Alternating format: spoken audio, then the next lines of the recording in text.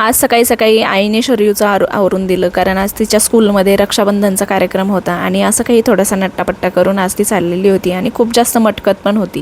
आणि रोज स्कूलचा युनिफॉर्म घालावा लागतो आणि एखाद्या वेळेस जर कलर ड्रेस घातला ना तर आमची शरयू तर एवढी जास्त मटकते ना.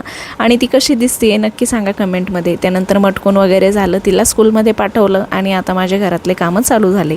बेसिन खूप जास्त खराब झालेलं होतं, 2-3 दिवसापासून घासायचं पण काही घासणं झालंच नाही. आज मस्त त्याला स्वच्छ करून घेतलं, त्यानंतर देवपूजा वगैरे केली. छान घरामध्ये धूप दीप लावलं ना तर एकदम प्रसन्न वाटतं सकाळी सकाळी. आणि छोटीशी इथे मस्त अशी रांगोळी काढून घेतली.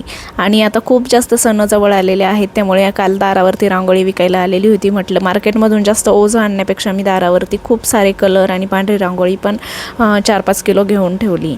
त्यानंतर स्वयंपाक वगैरे सगळं काही आवरलेलं होतं. आता गॅसचा ओटा वगैरे क्लीन करून तोपर्यंत शरयूचा घ्यायला जाण्याचा टायमिंग पण होतो, तर तिला घ्यायला जायचं होतं.